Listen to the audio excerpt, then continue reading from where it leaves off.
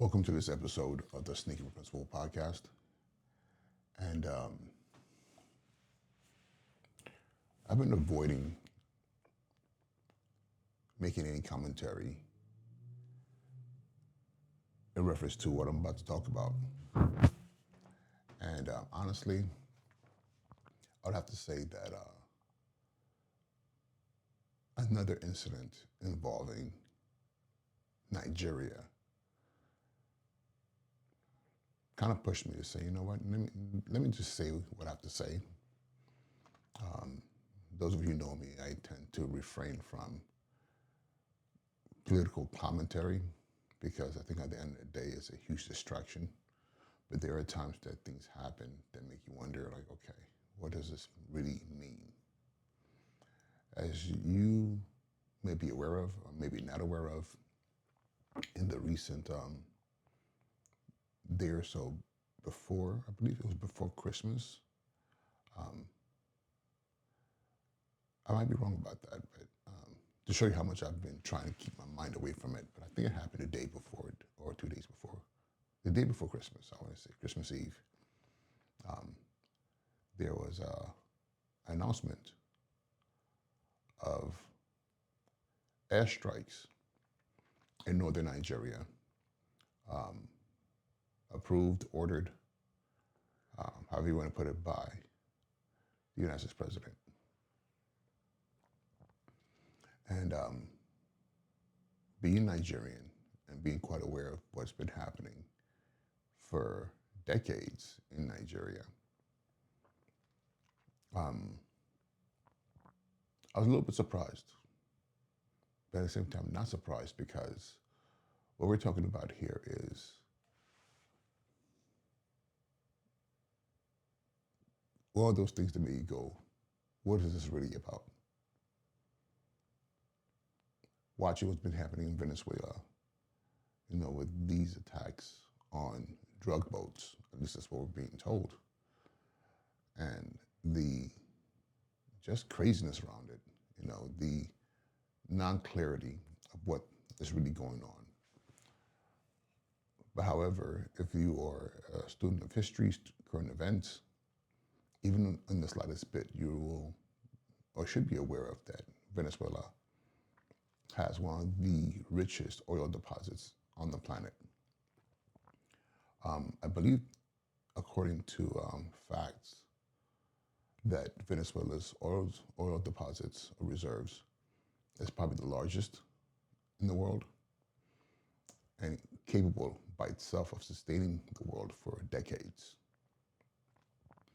So, which makes sense that if you're going to go after, somewhat sensationalized drug cartels in any country with a hidden benefit, it would be Venezuela.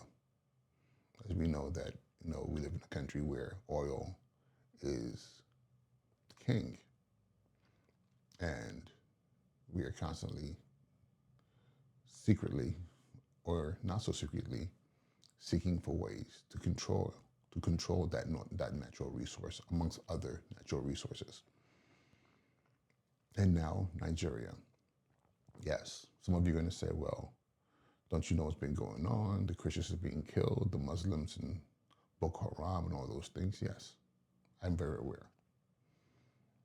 And I sit in a very unique situation, having been raised on both religions, having lived in both regions of Nigeria, southern Nigeria and northern Nigeria, where I was actually born, and having actually being from southern Nigeria, which is mostly Christian. I was born in northern Nigeria, so I would have probably been one of those people who would have been targeted by the terrorists.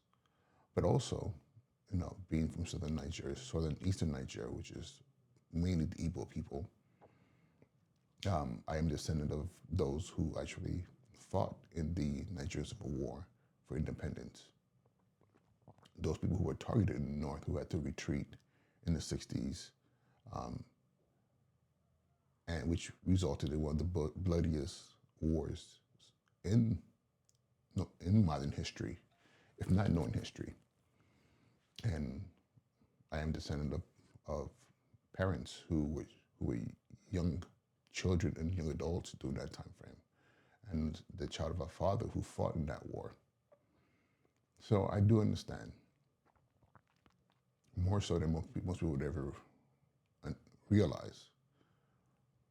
But my question is still, why now? Why is the President of the United States not targeting Nigeria for, you know, for humanitarian relief or support? I don't know what to call it, because there is an African command, which is African command for the U.S. military. So it's not that they're not aware of what's been going on there. You can look up released documents, unclassified documents about Nigeria that's freely on the internet that tells you that America's been quite aware about what's happening in Nigeria, well, since the 60s. But why now? I think, just like Venezuela, it has to do with oil. I don't know if this fact has changed, but at one point in time, Nigeria was the 5th largest producer of oil on the planet. And I believe the largest producer of oil in sub-Saharan Africa, if not all of Africa. And again, beyond just oil, we have other resources like uranium and other like valuable minerals and resources for technology and other things. And we're not even talking about just the population size and the human resource that's there.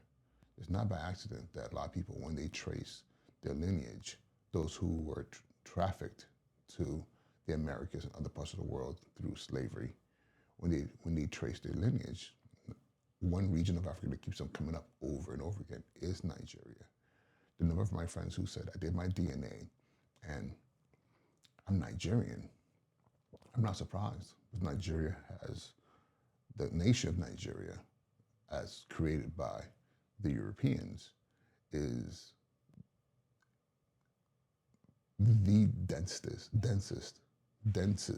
is that a word? The most dense region of Africa. We're talking about a country that is about, let's say, maybe a third the size of America, give or take,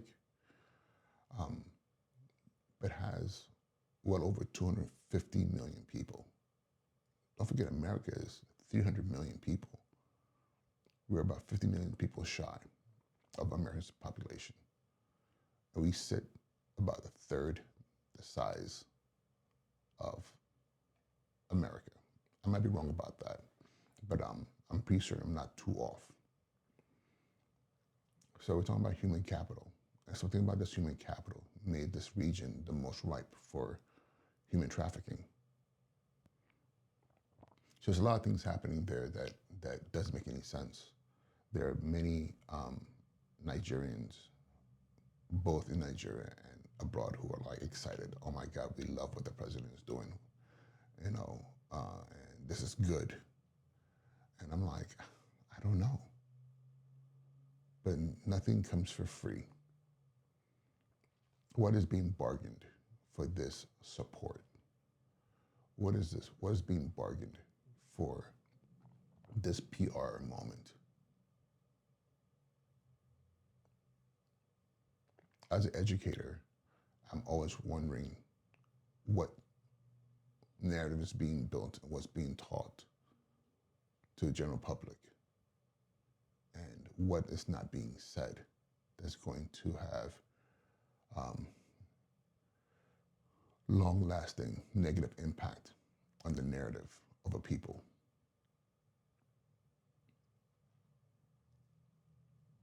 And it's funny because right now, the news media is painting Nigeria as this like insane,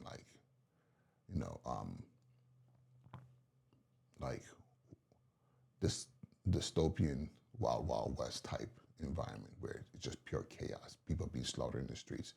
And yes, things are happening there.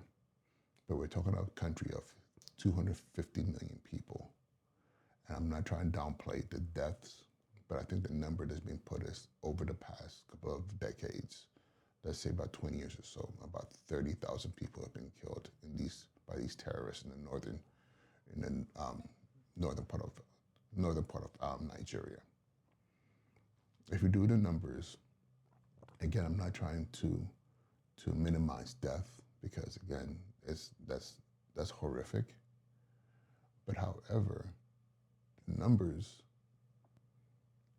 don't paint truly dystopia, because if you look at the numbers in a comparable nation like America, are we that off when you count the unaliving that happens every year? Let's say in 5 years, 10 years, or even over the same period of time.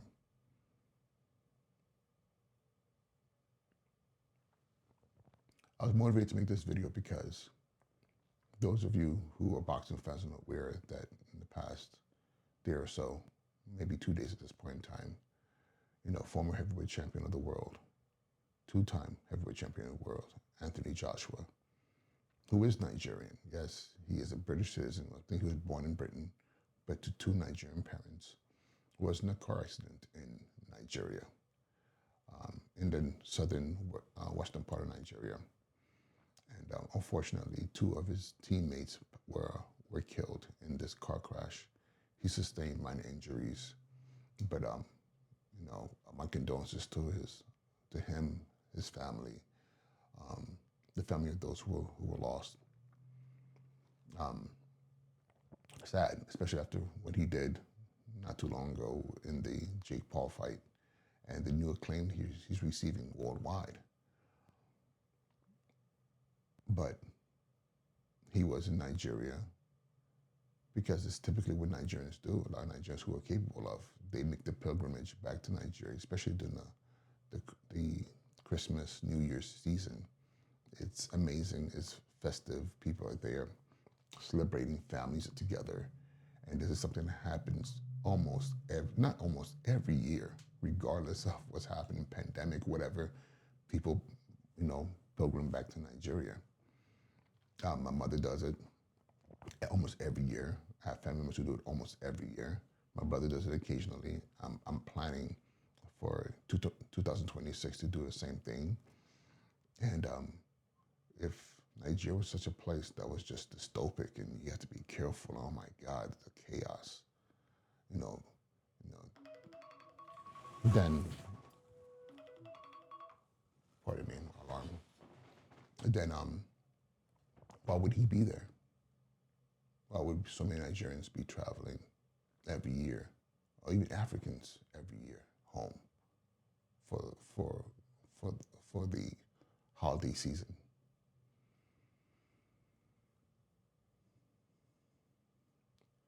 I'm saying all this to say that we have to do better to research and understand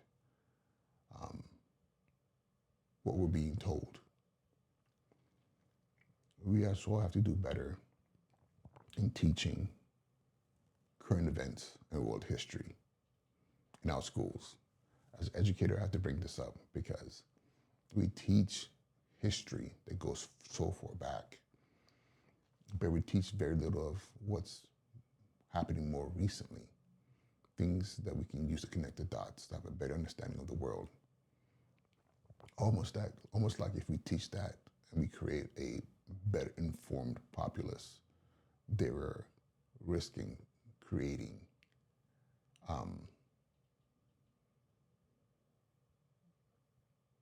people who would not tolerate nonsense. And that's what's happening right now. It's a lot of nonsense that we're being told, and a lot of us are believing it because we see it online, we see it on TV, because, those who we believe are here to protect us are telling us. So I'm waiting to hear more, to see more, because so far what I've been seeing and hearing makes no sense. But yeah, I just wanted to share that, and I also want to know what your opinion is. Like, what are you thinking? Are you vested in, or paying attention to what's happening in Africa and Nigeria? Are you going through the same thing where you're from as a nation? Your homeland. Are there things that are happening that just not being covered that we need to know about? Because again, as a people, it's our responsibility to really make sense of what we're being told and keeping our eyes open. My mother always told me, keep your eyes open. Keep your eyes open, because a lot of times we're not being told the truth. And unfortunately, if we're not willing to filter what's being given to us, then we teach our children the wrong things, and we allow our schools to pass on a false narrative as history. All right, y'all. So Uche Njoku, Sneaker Principal. And until next time, be well.